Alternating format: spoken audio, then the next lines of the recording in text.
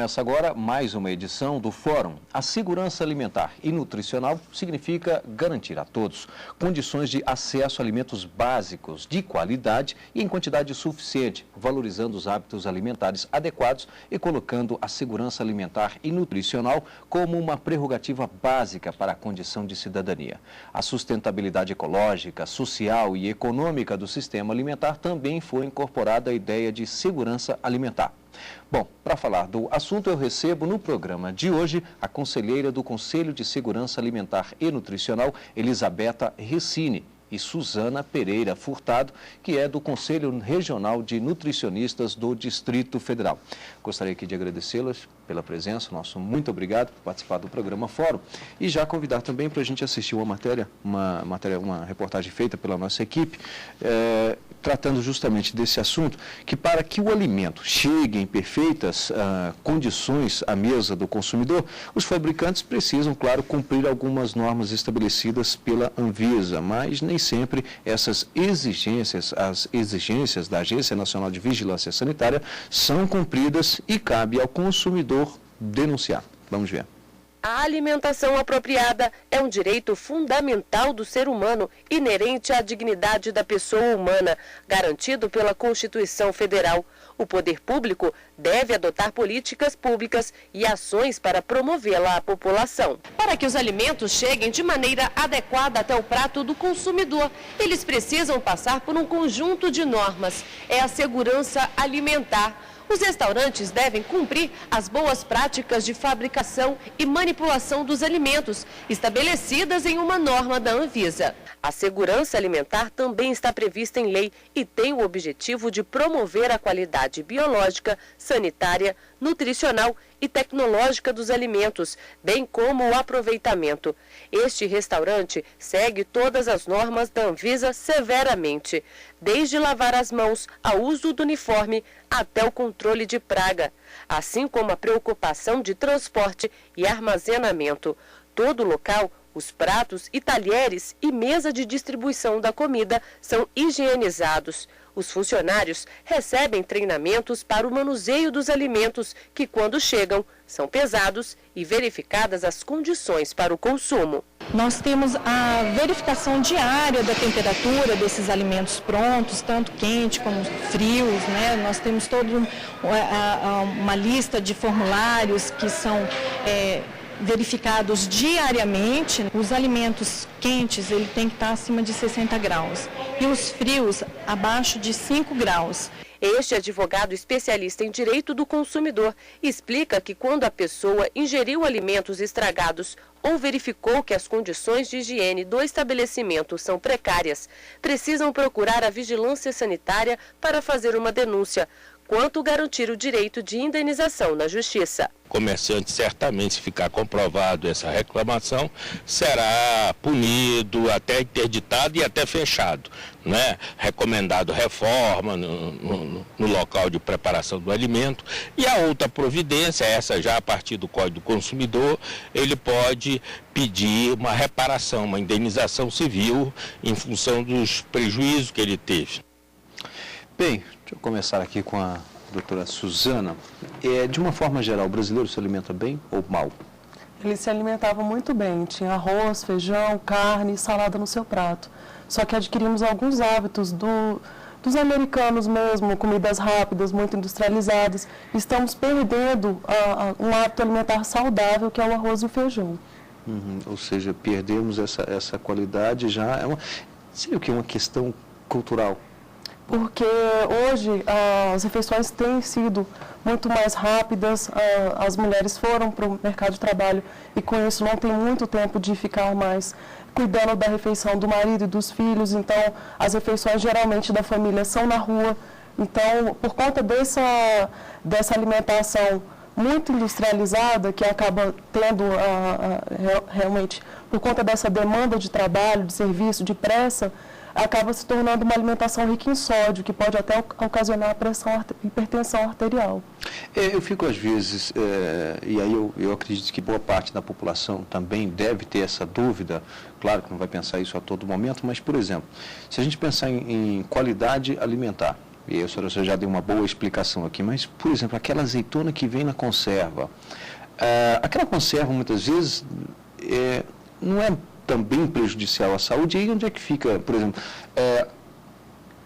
manter aquele produto para não causar um mal, mas ao mesmo tempo ter um outro produto junto que causa um mal?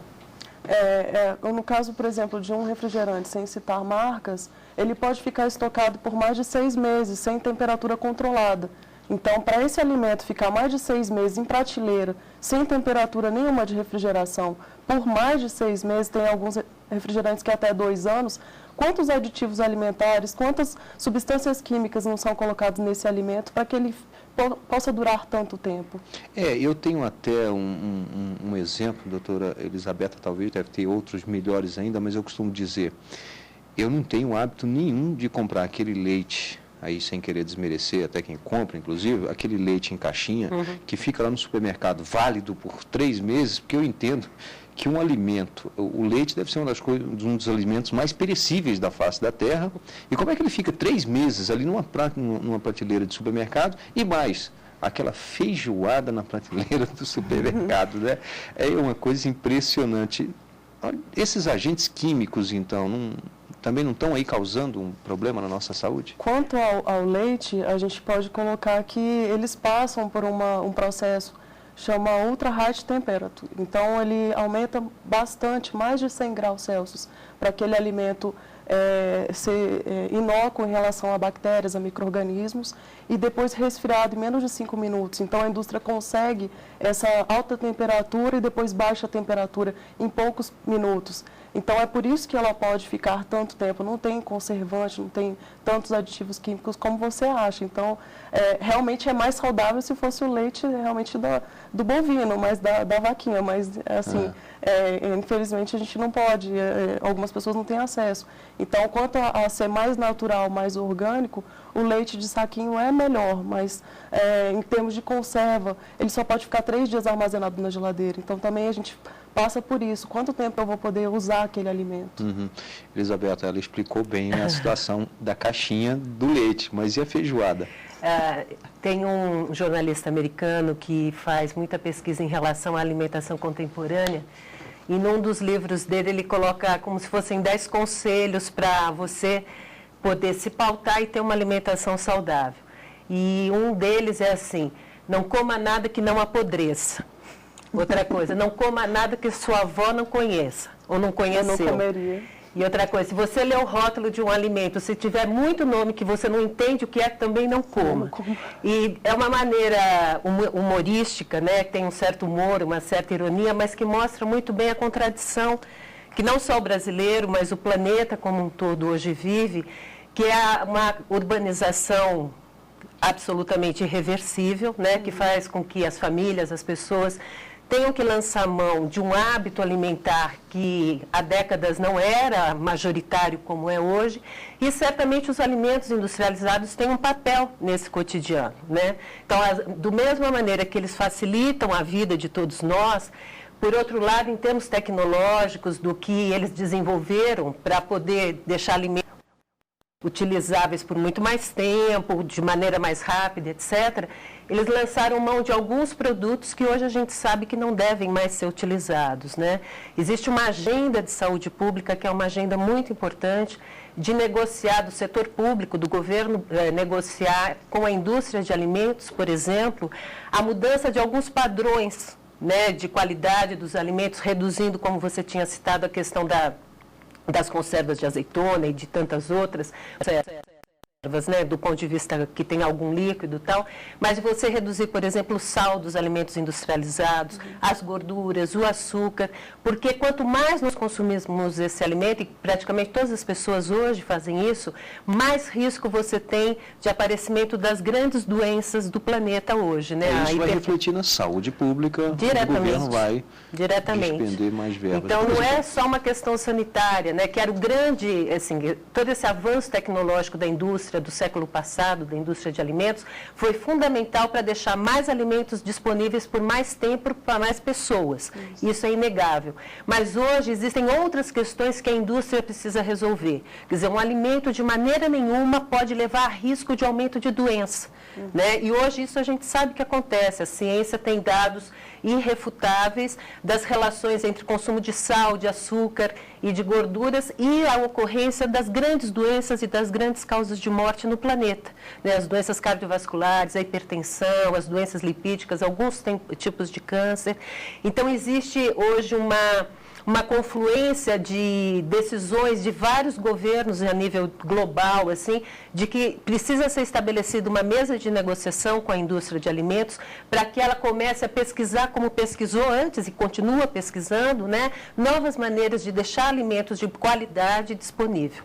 Por exemplo, nesse caso, o corante que é universal, e aí as crianças, qualquer batatinha, qualquer salgadinho tem... Há um controle sobre isso hoje? Existem, quer dizer, a Agência Nacional de Vigilância Sanitária, que faz parte do Ministério da Saúde, a agência reguladora dos alimentos no Brasil, ela tem todos os parâmetros, não só de corantes, mas de todos os outros aditivos, da composição dos alimentos, etc., que modulam, né, o que a indústria pode ou não utilizar e quanto ela deve utilizar. Né? O que acontece é que você tem uma lógica de mercado que é muito irônica, né? E ela penaliza quem tem menos recurso. Os alimentos de melhor qualidade, do ponto de vista dos produtos que são utilizados e também da sua composição, muitas vezes são os alimentos mais caros. Então, você tem uma faixa de alimentos em que grande parte da população tem acesso porque são mais baratos e que a qualidade é muito menor, seja do ponto de vista nutricional, quanto do tipo de tecnologia que eles usam no sentido de aditivos e etc.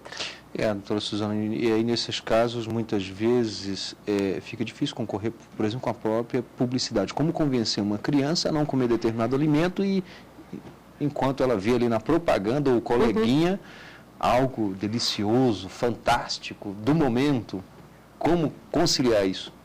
É complicado, porque 80% das propagandas, principalmente de alimentos infantis, para essa faixa de idade, eles são ricos em gordura, ricos em açúcar, ricos em sódio. Então, seria ideal que os pais pudessem assistir junto com as crianças para poder conversar um pouco com eles. O que poderia, por exemplo, um biscoito recheado comido em grande quantidade, que poderia fazer na saúde dele. E essas informações, elas são básicas, porque um biscoito recheado, a população em geral sabe que é rico em gordura e rico principalmente em açúcar. Então, o excesso vai virar gordura, o excesso de gordura vira gordura, o excesso de proteína vira gordura, o excesso de carboidrato vira gordura. Se o pai e a mãe estiver ao lado, conseguindo, durante a programação, avisar, olha, se você fizer o uso direto desse alimento, você vai parar no hospital, porque o seu coraçãozinho é o seu motor. Se ele se encher de gordura, uma hora ele vai parar. Então, é uma forma dos pais, das pessoas que acompanham esse público, de poder instruir um pouco em relação a esses assuntos. Mas, como eu lhe falei, 80% dessa propaganda é por conta dos alimentos ricos em gordura, ricos em sódio, ricos em açúcar. Então, a criança fica confusa, porque 80% dessa demanda é de alimentos que não são saudáveis. Né? Chega uma hora e vai falar, eu vou comer o quê, então? Né? Fica complicado. Mas eu queria só dar uma informação em relação a essa questão da publicidade, justamente porque essa questão dos hábitos e do que cada um de nós, não só as crianças comem, se alimentam, é uma questão, logicamente, que cada um de nós tem a sua decisão pessoal e individual. Mas nós vivemos num ambiente, né, numa sociedade que gera valores, gera desejos e etc. Então, muitas vezes, deixar toda a responsabilidade no indivíduo, seja ele o pai ou a mãe, ou no indivíduo adulto, fica como uma luta desleal. Então, você precisa ter uma combinação de estratégias. É lógico que quanto mais conhecimento o indivíduo tiver para fazer suas escolhas, melhor, né? Mas o Estado, ele tem toda ele tem a obrigação de proteger a saúde da sua população. E, nesse aspecto, a questão da regulação da publicidade de alimentos é uma questão crucial. A Anvisa hoje tem uma resolução aprovada pela sua diretoria, onde ela propõe um controle da publicidade de alimentos, né, no sentido de que os alimentos que têm altos teores de gordura, de açúcar e de sal, precisam, ao final da sua veiculação, anunciar que aquele alimento, quando consumido em excesso, aumenta o risco de tais e tais doenças, né? Essa resolução da Anvisa, nesse momento, ela está sob suspeita de legitimidade, né, do ponto de vista jurídico, vamos dizer assim. Existe um conflito de interesses entre a indústria de alimentos, a indústria da publicidade, né, que são indústrias poderosas, que movimentam muitos recursos, e a sociedade brasileira, né? Então, esse debate acontece de uma maneira mais formal, vamos dizer assim, desde 2006, quando a Anvisa colocou uma consulta pública para essa regulamentação. Depois de muita discussão e de muitas modificações, ela finalmente foi aprovada e publicada ao ano passado. A indústria entrou com um pedido de legitimidade, né, de suspeição de legitimidade, e aí agora existe um embate. Então, é importante também que a sociedade, que as pessoas percebam que quando a gente vai numa feira ou num supermercado e a gente faz o ato de pegar um alimento, esse ato não é tão individual assim. Quer dizer, atrás de mim, quando eu escolho um alimento, tem tudo que eu ouvi falar dele, tem tudo que eu acho que ele vai me trazer, em termos não nutricionais, porque ninguém muitas vezes pensa nisso, mas em termos de status, de valores e etc. Então, essa questão da regulação da publicidade, principalmente para o público infantil, que é extremamente lábil em relação a essa informação, é fundamental. Fundamental, fundamental. Um pai sozinho, uma mãe sozinha na sala da sua casa, certamente precisam conversar com os seus filhos a respeito do que é visto na TV, não só na publicidade, mas na programação como um todo, mas eles são fracos frente à pressão da publicidade. Eles precisam ser apoiados e protegidos por uma outra ação, que é uma ação de colocar regras mais justas nesse ambiente. É comum ver no final, talvez, da propaganda apenas sem gordura trans. Isso aí, Sim, porque aí virou um valor, né? Virou um valor não ter gordura trans, né? Agora, você mostrar, por exemplo, que o seu produto tem um alto teor de gordura, você vai ter que modificar a composição dele. Por isso que é importante aquela negociação que eu falei anteriormente, da indústria começar a pesquisar e começar a colocar metas de, em X anos, os alimentos de consumo popular. Não os alimentos que são mais caros porque tem uma taxa de diet ou de light ou de alimento especial, mas os alimentos de consumo popular precisam ter uma melhor composição nutricional. Bem, nós estamos falando aqui sobre segurança alimentar e nutricional. Vamos fazer um rápido intervalo, em seguida estaremos de volta com o programa Fórum. Até já.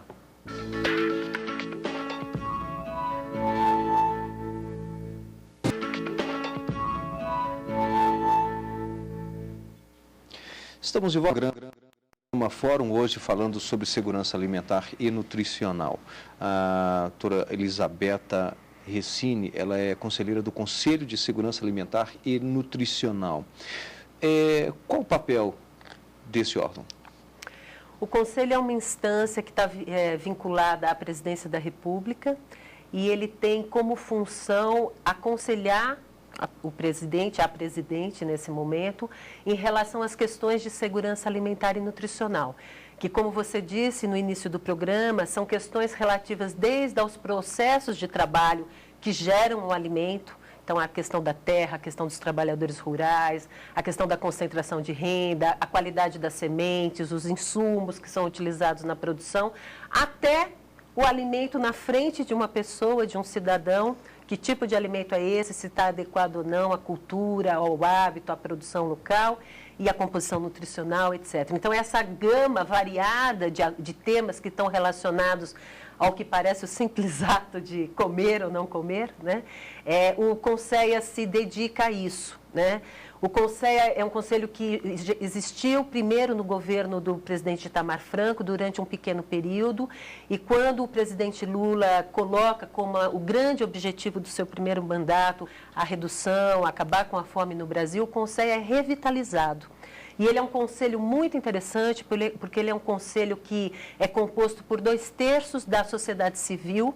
Então, os diferentes setores da sociedade civil que se relacionam com o tema da alimentação, e 1/3 do governo, né, dos diferentes ministérios que se relacionam também com o tema.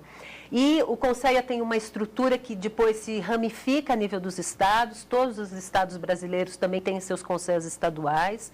Alguns municípios já têm conselhos municipais também, e a nossa dinâmica de trabalho é pegar questões, né, que se relacionam com esse tema, fazemos debates, fazemos proposições, enviamos essas proposições à presidenta no momento, e ela desce essas recomendações para os seus ministérios, para as suas áreas de governo, que também se reúnem numa instância de coordenação que chama Câmara Interministerial, e a partir daí a ideia é que sugere, modifique as políticas públicas e que a gente alcance, tenha como norte a garantia da segurança alimentar e nutricional da população brasileira. É porque a gente ouve sempre falar da Agência Nacional de Vigilância Sanitária, mas a gente pouco ouve, por exemplo, falar justamente do papel do Conselho de Segurança Alimentar e Nutricional. Tem algum vínculo às duas? Vínculo institucional não tem, mas certamente a Anvisa faz parte do conjunto de instituições públicas que se relacionam, logicamente, com a questão da segurança alimentar e nutricional. Então, os aspectos do controle sanitário, da composição, da rotulagem de alimentos, são responsabilidade da Anvisa. A questão do controle, por exemplo, do uso de agrotóxico e tudo, também é responsabilidade da Anvisa. Então, nesse aspecto, a parte da agenda ou um aspecto do conceito de segurança alimentar e nutricional, para virar realidade, é responsabilidade da Anvisa. Bom, ainda falando de instituições, Suzana, nós vimos aí naquela reportagem logo no início do programa que cabe ao consumidor o principal papel de fiscalizar. Aí também, claro, tem o papel da Anvisa. Mas o Conselho Regional de Nutricionistas, enfim, em todos os estados, e aí no caso não só do Distrito Federal, também cabe esse papel de chegar, por exemplo, e fiscalizar, orientar? Sim, ele atua a partir de denúncias, a fiscalização vai a essas empresas que estão atuando de forma irregular e orienta para que eles, num prazo de, por exemplo, 30 dias, eles consigam seguir as orientações. Então, às vezes é falta de funcionário, às vezes é a estrutura mesmo, não tem superfície lisa, falta de higiene, o local está sujo, encontra insetos ou roedores no local. Então, geralmente é por conta do próprio consumidor. Ele, por exemplo, comeu um sanduíche e naquele alface veio um caramujo junto.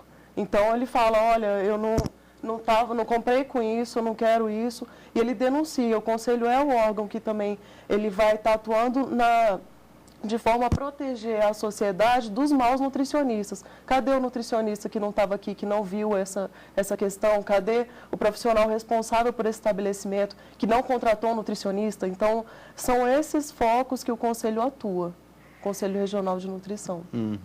Mas todo estabelecimento comercial na área de saúde precisa ter um nutricionista?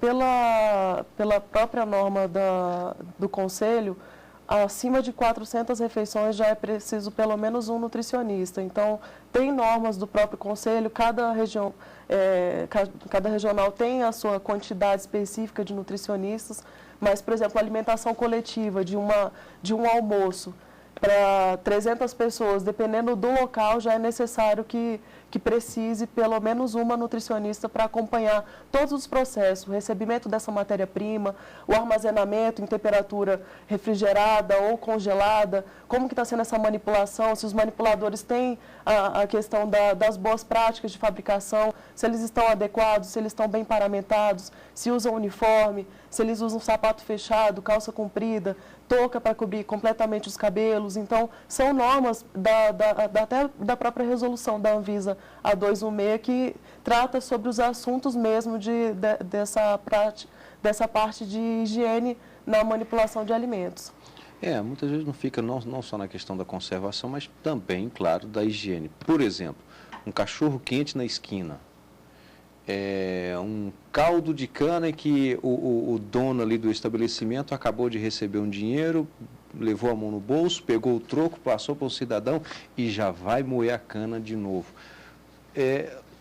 A Anvisa, o Conselho também pode fazer parte dessa fiscalização? Pelo menos aqui em Brasília eu não tenho visto muito isso, esse tipo de atuação. É um conjunto de ações e geralmente a demanda vem do consumidor. Ele se sente lesado, ele procura ou o PROCON ou o próprio Conselho Regional de Nutrição, ele fala no próprio estabelecimento, quem é o gerente desse estabelecimento, quem é o encarregado daqui, para ter uma ideia de como que ele vai correr atrás daquela lesão, se ele se sente lesionado por esse caso.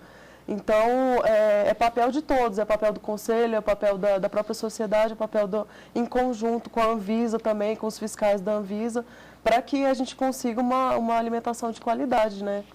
Uhum. Doutora Elisabetta, dentro do Conselho de Segurança Alimentar e Nutricional, elabora-se leis ou não? Isso já fica mais reservado à Anvisa? Ou decretos, portarias? O CONSEA pode, no âmbito da sua missão, fazer proposições, né, em relação a leis que ele avaliar que são importantes, necessárias. Por exemplo, a gente terminou há pouco tempo uma campanha vitoriosa por uma emenda constitucional para incluir a alimentação no artigo 6º da nossa Constituição. Isso. A alimentação não era considerado um direito dentro da nossa Constituição, ao lado da saúde, da educação, do trabalho, né? Então, durante 2009 todinho, o CONSEA levou uma campanha tanto na sociedade, para fazer um processo de mobilização, quanto dentro do Congresso Nacional, para que houvesse, então, essa emenda constitucional e ela fosse aprovada, né? E foi, em janeiro de 2010, ela foi promulgada. Então, hoje a alimentação está ali no nosso artigo 6º e tal.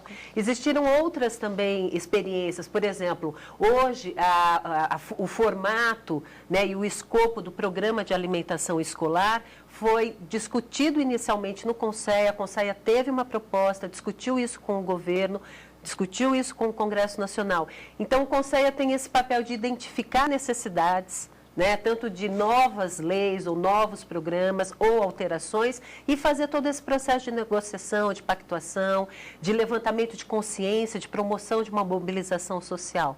Então, o CONSEA tem mais esse papel de mostrar, de colocar luz em alguns problemas, propor algumas soluções, mas ele diretamente não faz esse processo, né? Uhum.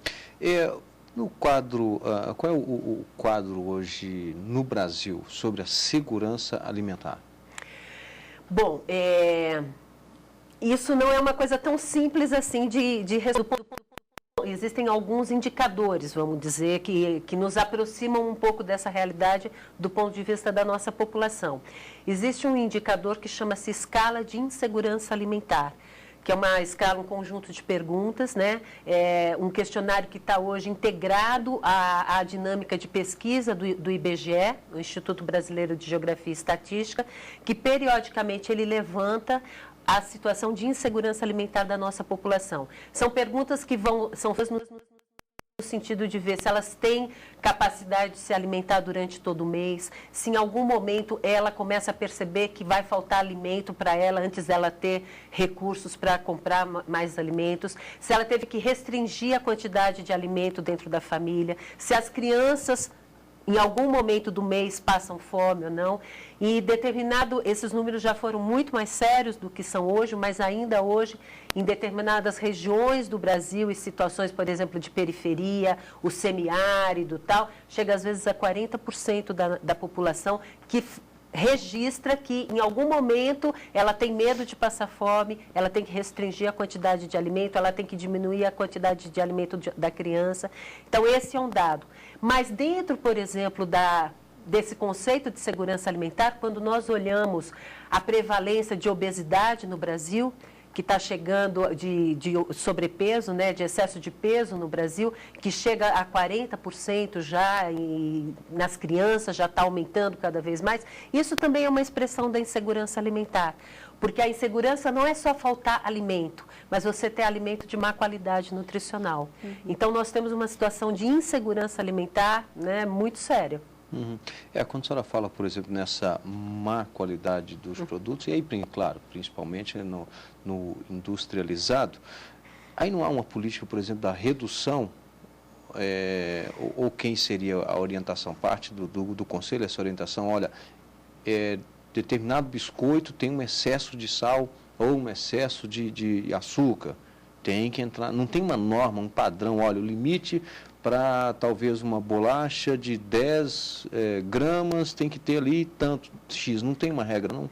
Você tem... Digamos, mexer na receita do fabricante? Então, é isso justamente que tem que acontecer. Existem as recomendações nutricionais que mostram, né, são as indicações do que é saudável você consumir em termos de cada nutriente.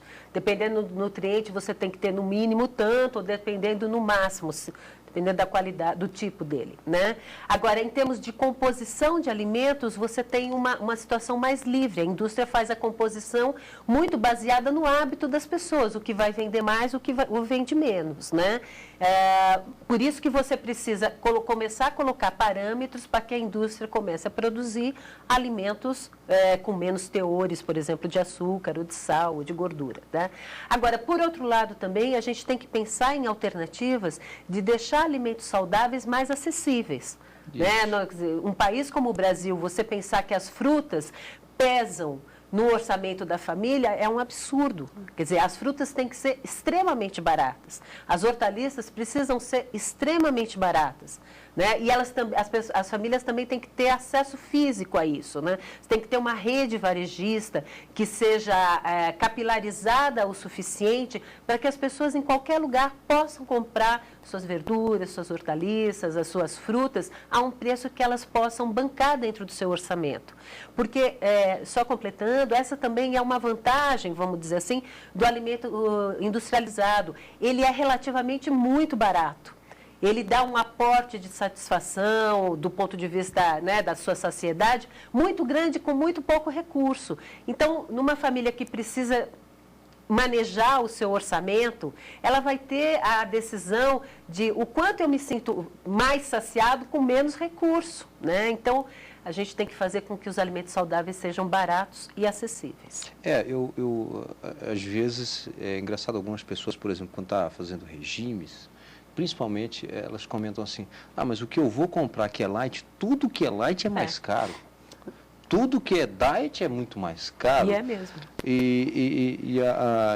E doutora Suzana, olhar essas composições no mercado é como olhar a bula de um remédio, né? Realmente, eu acredito que a pessoa que estudou isso, né, como a senhora, tudo bem, mas não é para qualquer cidadão ler aquilo ali no momento de compras, né? Não deveria ter uma fórmula mais fácil para... O ideal é que a rotulagem de alimentos seja corretamente seguida, porque tem alguns alimentos que a própria rotulagem, o rótulo é mínimo. É impossível uma pessoa conseguir enxergar sem um óculos, ou é muito pequeno mesmo. Então, como que ele vai se orientar para saber se a própria tabela nutricional está mínima para conseguir enxergar?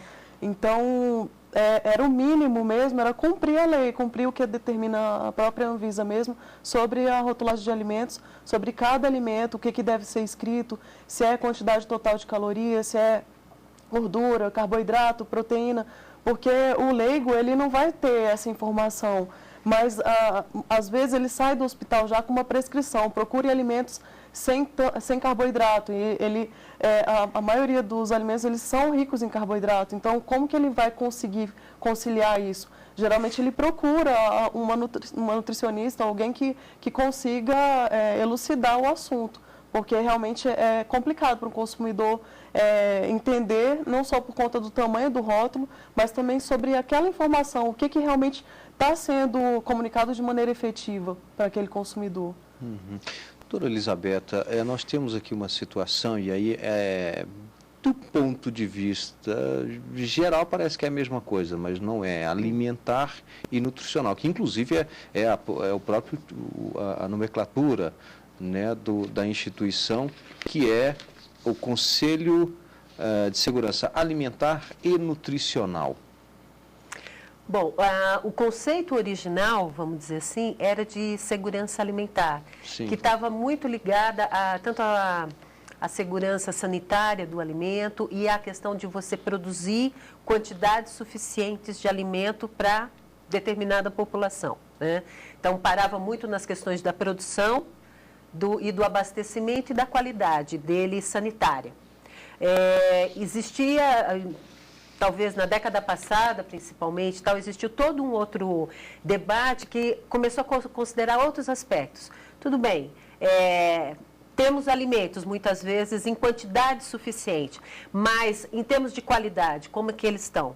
Da qualidade nutricional. Mais do que isso, o quanto esses alimentos são adequados do ponto de vista cultural também das populações. Né? Assim, se a gente for colocar em termos de caloria, o Brasil ele produz toneladas de caloria, mas muitas vezes essa caloria está ligada a alimentos que não são comida. Né? O alimento precisa virar comida. O que quer dizer isso? Eu preciso olhar e me identificar do ponto de vista do que eu gosto, da minha história, da minha cultura, etc. Né? Por exemplo, um alimento extremamente saudável, um acarajé, por exemplo, é uma questão cultural. Sim, mas a feijoada. Mesmo a feijoada, o acarajé, a gente não pode olhar o alimento sobre um único aspecto. Se você tirar tudo e olhar só a feijoada do ponto de vista lá de quanta gordura ele tem e tal, você condena aquele alimento. Agora, existem alguns caminhos. Por exemplo, a feijoada. Ela tem uma história dentro da cultura brasileira fundamental. A gente tem que abrir mão da nossa história? Não. Logicamente não, muito pelo contrário, a gente tem que valorizar a nossa história. Mais do que isso, a feijoada hoje, com o conhecimento que a gente tem, ela pode continuar sendo feijoada e se tornar mais saudável do ponto de vista nutricional se você manipular o uso de alguns alimentos, a maneira de fazer, retirando gordura, substituindo um produto por outro, continua sendo feijoada, continua tendo todo aquele simbolismo da feijoada, do encontro da nossa história, das nossas raízes africanas, etc., e está tudo certo. Então, a gente não tem que olhar o saudável e deixar tudo absolutamente antisséptico, né? E tudo, assim, absolutamente regulado. Não é essa a questão. A questão é que a gente tem que aprender com o que a gente sabe hoje, mas valorizar também nosso passado. Só não vai trocar a carne da feijoada por um pedacinho de chuchu, tá? Bom, nós vamos fazer aqui mais um rápido intervalo. Em seguida estaremos de volta com o programa Fórum. Você também pode participar do programa enviando a sua sugestão para o endereço eletrônico forum@stf.jus.br. Até já.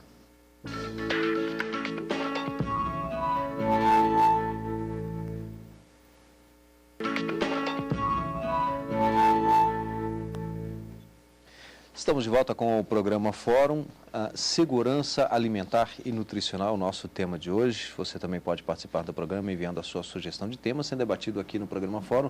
Para isso, basta enviar a sua sugestão por meio do endereço eletrônico forum@stf.jus.br.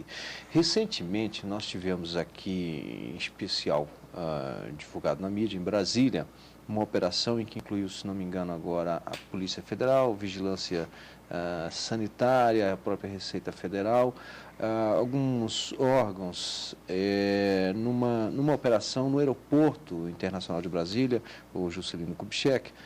E aí o foco principal desta operação era justamente fiscalizar alimentos que vinham de fora, trazidos de fora, né? E aí nós temos uma certa limitação. Quer dizer, eu até acredito que não é uma certa limitação, é bem limitado trazer alimentos de outros países, né?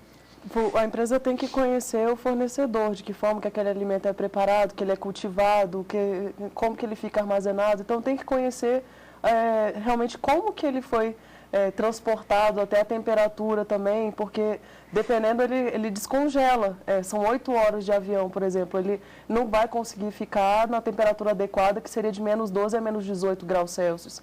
Então ele acaba perdendo um pouco dessa qualidade no próprio transporte. Por isso que também a Anvisa ela regulamenta essa questão desse transporte desses alimentos importados e ela fiscaliza se realmente está na temperatura adequada, se eles estão vindo de boa procedência, se são registrados ou não. Então essa parte toda é a Anvisa que regulamenta. Uhum. Porque às vezes o cidadão também até desconhece, pode trazer alguma outra coisa, né? E aí acaba, talvez ingenuamente, trazendo. Você fala, por exemplo, eu fui na Bahia, quero comprar um camarão, se eu posso trazer para Brasília ou não? Talvez, eu não sei, internamente pode. Não, também não, pode? Depende da forma, porque alguns aviões, eles não deixam nem você colocar líquido, depende da forma com que ele é armazenado. Se ele for armazenado seco, sem muito líquido, eles até veem a quantidade, tem como trazer, mas também isso é tudo a parte do aeroporto que regula, vê quanto que pode, quanto que não, que já está em excesso, essa parte todinha, a própria aeroporto que regula. E agora do internacional? Então, nesses importados também, a questão do que pode ser transferido, o que é legal, quais são as empresas que estão produzindo, essa parte toda de armazenamento mesmo. Se aquele alimento é de fonte segura, se ele não é ilegal, se não tem empresa específica produzindo ou armazenando esse alimento, por isso que é tudo regulado. Doutora Elisabetta, qual é o Plano Nacional de Segurança Alimentar e Nutricional? O plano, ele ainda não existe, né? E nós temos até... Tem um plano para um plano. É quase.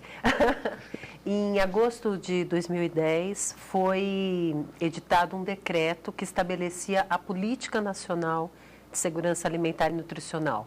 E dentro desse texto do decreto havia um prazo que, a partir da assinatura do decreto, haveria um ano para que o plano tivesse elaborado e iniciado a sua implementação.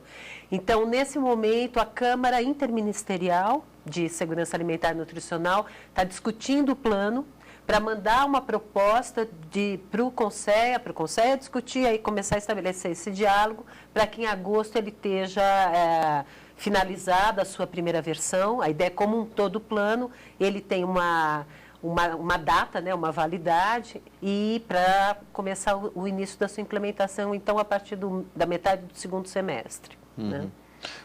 Quando a gente fala nessas questões de saúde, envolvendo principalmente crianças, a gente lembra logo da alimentação nas escolas. E aí o governo federal tem uma preocupação direta com isso, ou o próprio Conselho orienta, a Câmara discute isso, ou isso é mais reservado para cada estado ou para cada município? Não, o Brasil tem um dos programas mais antigos e um dos maiores programas de alimentação escolar, né, quando a gente fala da rede pública de ensino. Nesse momento, esse programa de alimentação escolar, ele cobre da creche até o ensino médio. Isso é muito recente, porque antes era só o ensino fundamental. Existem normas, né, que saem da coordenação nacional do programa, onde os estados e municípios, logicamente, têm a sua capacidade de fazer adaptações locais, etc., mas as grandes normas saem daqui. Existe um processo muito positivo, né, em relação ao programa de alimentação escolar, que ele vem se aprimorando tanto do ponto de vista do programa em si, da sua gestão, etc., mas também do ponto de vista da qualidade das refeições que são oferecidas para a criança. Quer dizer, as pessoas mais antigas, assim, que, por exemplo, que estavam na rede pública de ensino, lembram de talvez 30 anos atrás, assim, que a refeição da merenda escolar, né, da chamada merenda escolar, era a sopa, o macarrão, tudo eram umas coisas em pó, que colocava água e virava alguma coisa, né? Hoje você tem dentro do programa de alimentação escolar uma norma que diz que pelo menos 30% do orçamento para a compra de alimentos tem que estar dedicado à compra de alimentos de origem da agricultura familiar. Isso é um processo extremamente virtuoso no nível local, primeiro porque, logicamente, a agricultura familiar de um determinado município produz alimentos que têm a ver com a cultura alimentar daquele lugar. Fora isso, gera, do ponto de vista econômico, um dinamismo impressionante das famílias que estão envolvidas na produção de alimentos, que têm acesso ao mercado público, ao mercado institucional, podem colocar a sua produção. Então, você tem uma melhoria da qualidade de vida, da questão econômica do município em geral e daquelas famílias em particular, extremamente interessante. Como a agricultura familiar também, ela tem aí atenções voltadas à questão ecológica, onde entra a segurança alimentar na criação do Conselho de Segurança Alimentar e Nutricional. E aí descentraliza, porque antes as compras eram feitas centralizadas, né? Há décadas atrás, sim, mas hoje o recurso é repassado para o município, né? baseado no censo escolar, quer dizer, número de crianças. O governo federal contribui com uma parcela e existe compromisso do governo local também complementar o recurso, tanto para a compra de alimentos como para a infraestrutura. Porque também essa é uma questão, não adianta você ter alimentos in natura se você não tem dentro da escola uma estrutura de produção das refeições que seja adequada, pessoas capacitadas para fazer aquele alimento de uma maneira adequada do ponto de vista sanitário, etc. Então, existe uma relação de cooperação entre recurso do ponto de vista federal com o recurso local. Uhum. O Conselho já de nutricionistas tem algum padrão de referência nutricional? Porque, por exemplo, às vezes vai a uma escola, vamos colocar aqui, já que estamos falando de escola em si, talvez o Conselho chega lá e depara com uma situação de que aquele alimento foi feito estudado por um nutricionista, mas que não estaria adequado àquela região. Talvez talvez até por questões já não culturais, como nós citamos o caso da feijoada, do acarajé e tal, mas até questões climáticas. No caso, o Conselho ele possui na sua comissão de fiscalização um checklist, que é onde vai listar como que deve estar a estrutura, a questão da cozinha, de manipulação, os funcionários. O Conselho tem essa pauta já inicialmente para quando chega no estabelecimento ter um diagnóstico de o que está errado, o que está certo, em relação à escola, o que pode ser encontrado. Profissionais que não têm capacitação para fazer aquele alimento, não sabem as mãos, às vezes estão com a unha, com esmalte, a unha comprida, eles estão sujos. Então, a questão mesmo da própria higiene mesmo na hora da manipulação dos alimentos, ela é importante. E o fiscal dessa comissão de fiscalização chega para realmente orientar no caso, esse exemplo específico de uma escola que não esteja dentro das normas. Como a gente encontrou semana passada, um arroz que tinha caruncho, que tinha uma larva. Então, o próprio Conselho também pode correr atrás dessas demandas de irregularidades, porque tem que fiscalizar o devido armazenamento, da manipulação de alimentos, devida cocção, de que forma que está sendo colocada para essas crianças esses alimentos. Bom, você me disse que há a necessidade de ter um nutricionista para acima de 400 refeições, não é isso? Em média. Escolas, por exemplo, também tem que seguir... Tem que ter nutricionista, tanto é que tem nutricionista na rede de educação também para cuidar. Mas não necessariamente na escola. Não, porque é muito falho essa questão de quantos nutricionistas. Então, um nutricionista, às vezes, vai ver 10 escolas. Então, essa questão tem que ser melhor regulamentada, até por conta da própria fiscalização e do próprio serviço do profissional. De que forma que ele vai atuar em 10 escolas, se tem 10 horários iguais de merenda, de recreio, de que forma que ele vai conseguir atuar dessa forma? Porque quando a gente, talvez, se a gente parar para pensar numa rede de fast food, por exemplo, você tem um padrão, né? Aquele é o mesmo hambúrguer, é a mesma folha de alface e tal. Talvez aí, eu até não sei como é que funciona. É um nutricionista para toda a rede ou não? Se ela for, por exemplo, interestadual, tem lá, responde por São Paulo responde por Brasília outro? Esse número eu não sei te quantificar, infelizmente. Não, eu digo assim, não é a questão do número, mas, por exemplo, se for em São Paulo, aí é um nutricionista responsável por São Paulo, a mesma rede tem loja aqui em Brasília, é um responsável por Brasília ou não? Não, geralmente cada franquia, cada estabelecimento tem um nutricionista. Por conta da estabelecimento. Por conta da demanda, dependendo da demanda, que nem eu te falei, dependendo da demanda, da quantidade de refeições fornecidas por dia. Então, dependendo dessa demanda, já é específico que um nutricionista precisa estar lá no estabelecimento o dia todo, ou pelo menos 8 horas. Então, Elisabetta, nós temos uma imagem de que os Estados Unidos não se alimenta bem. Bom, é um país de primeiro mundo. Nós estaríamos aí, pelo menos do ponto de vista jurídico e leis, com essa segurança, melhor que eles ou não? Não é bem assim também? Eu acho que nós estamos muito melhor. Não, do ponto de vista, quer dizer, acho que o Brasil tem uma experiência e uma realidade que eu acho que não é mentira eu ter falado que nós estamos muito melhor, pelo seguinte: por vários motivos, a sociedade brasileira sempre esteve envolvida, do ponto de vista da sociedade organizada, etc., sempre esteve envolvida com a questão da alimentação. Até porque nós tínhamos níveis absolutamente vergonhosos de fome no Brasil. Então, a questão da fome sempre foi uma questão que, em alguns momentos da nossa história, sempre foi muito politizada, sempre foi muito discutida. E, consequentemente, sempre houve algum movimento social em relação a ela, né? Alguma organização em relação a isso. Então, por exemplo, uma experiência como essa do Conceia é uma experiência que, de alguma maneira, o mundo inteiro olha.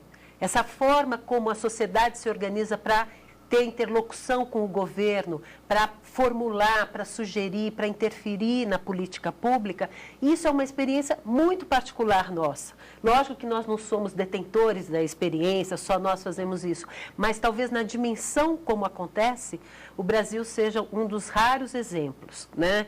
Por exemplo, nós vamos agora, no final de novembro, nós vamos ter a nossa 4ª Conferência Nacional de Segurança Alimentar e Nutricional.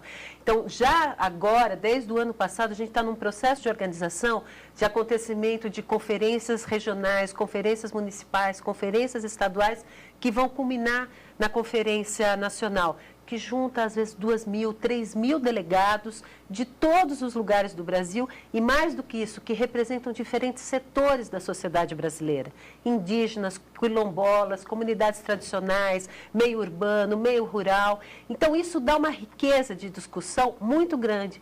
E isso, mesmo que tenham dificuldades e processos que nem sempre acontecem rapidamente, isso impacta na política pública naturalmente, assim, certamente. Pode demorar mais ou menos, mas a qualidade da nossa política pública de alimentação e nutrição é muito boa. Nós temos muito a fazer, eu acho que tem uma questão de melhorar o acesso, melhorar a qualidade dos serviços, etc., do que é oferecido, né, em relação à população, chegar em alguns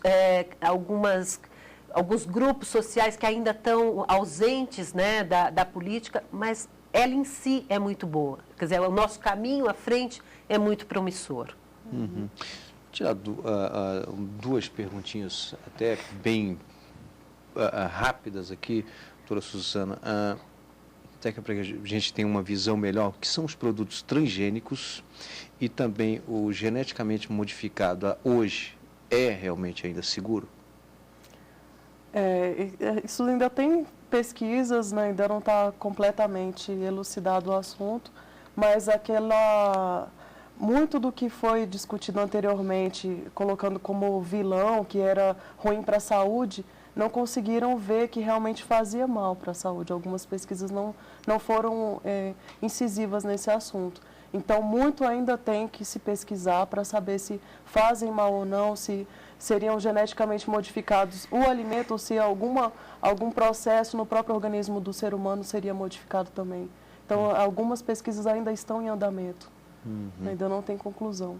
Bem, eu agradeço aqui mais uma vez pela presença, doutora Elizabeth, doutora Suzana, muito obrigado. E você também pode participar do programa Fórum, enviando a sua sugestão de tema a ser debatido aqui com a gente. Para isso é fácil, basta enviar a sua sugestão para o endereço eletrônico fórum@stf.jus.br, a partir de uma sugestão que nós realizamos esse programa aqui hoje, que é o Segurança Alimentar e Nutricional. Obrigado e até o próximo programa.